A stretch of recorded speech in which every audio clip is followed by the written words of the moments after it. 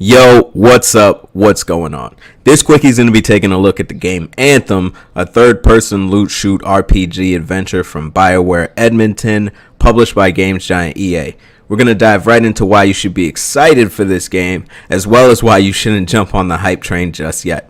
First things first, what do I like about what little we know so far?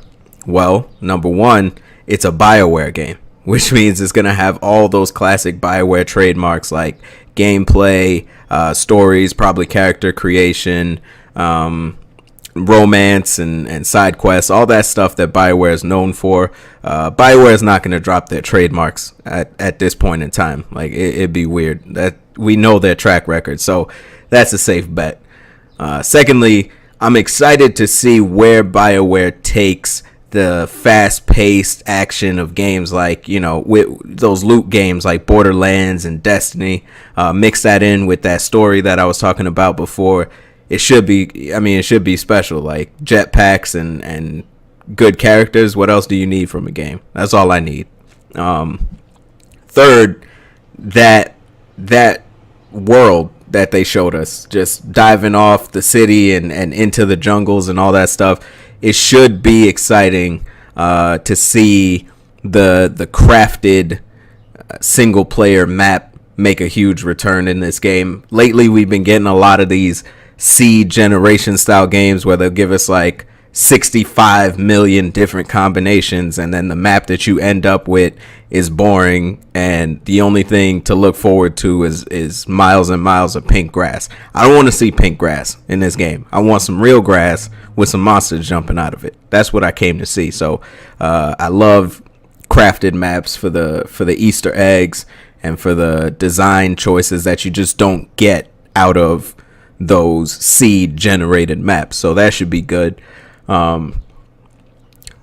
Next, games are all about gameplay. That's true. I agree with you. But it doesn't mean we can't appreciate a good looking game. And this game looks good. Period. There's no other way to put it. The animations, the smooth combat, how seamless the drop-in multiplayer looked. Obviously, I'll get to that later. But just the way everything was put together in the trailer, this is a beautiful looking game. So that's definitely a positive for the game. Lastly, this is a little superficial. This is for me personally, but I love robots and exosuits and all of that futuristic sci-fi stuff. So just the fact that it has those exosuits put in the game, different combinations. We saw some weird mage flying guy at the end of this trailer. I mean, this should be good just to see the variations that they come up with and just messing around with the parts and making a robot exosuit guy that feels, fun to play. I really enjoyed Mass Effect Andromeda just for the little bits of RPG-ish, mix and match that they put in the game. I know that was a different studio, but that's a game recently that I can think of that has this style of gameplay that we're seeing here. So ironic as it may be, I'm looking forward to some more of that type of gameplay. Now, the things that I dislike about this game. Number one, this trailer. The biggest letdown of this game so far is actually the first trailer. I mean, everything just looks so cherry-picked and a little fake. I'm going to be honest with you. The multiplayer shown with the people talking to each other in that canned, scripted way. It remind me a lot of that E3 Division trailer that we saw the first time we saw Division. Alright, let's check this out.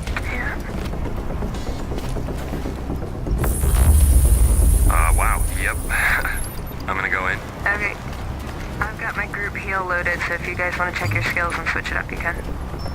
And that's not a good thing. I mean, we all know how that turned out. So it just all smells too good to be true. And that's worrying for me at this point in time because, a lot of people are doing this right now where they put out these trailers and then the game that we get doesn't live up to the trailer at all. So that's going to be a negative for me.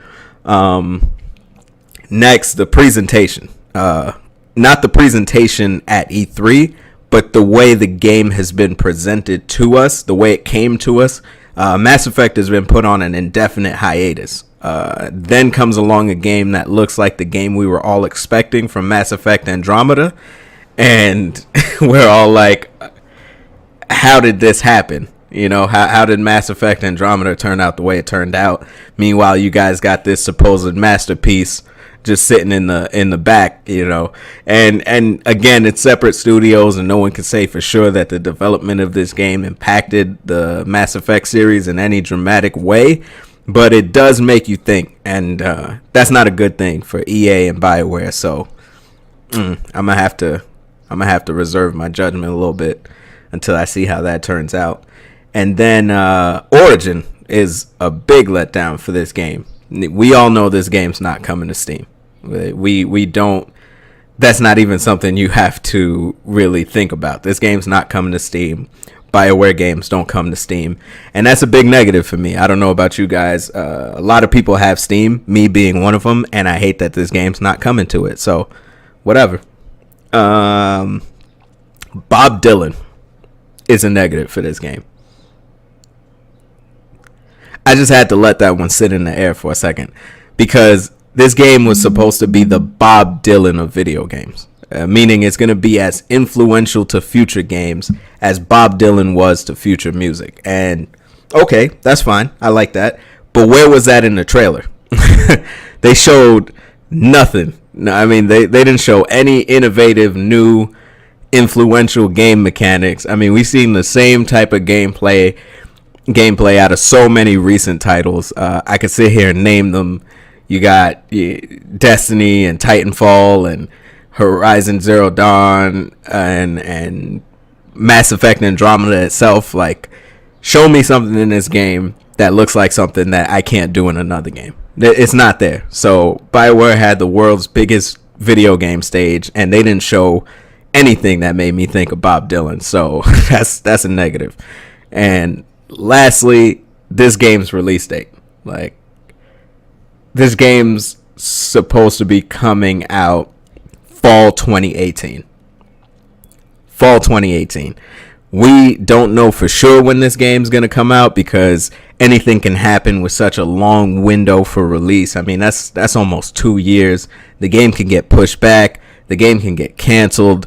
We just don't know. And that, for me, is a negative. If I can't count on this game even coming out, I'm not gonna hop on the hype train. So stop putting your games out.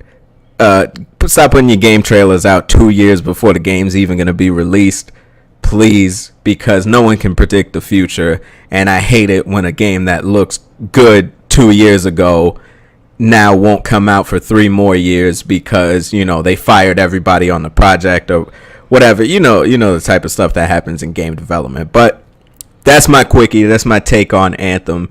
All that said, it looks like a really good game. I hope it's a game that comes out of this trailer when it's finally released. We'll see. Until then, I'm not hopping on the hype train, and you shouldn't either.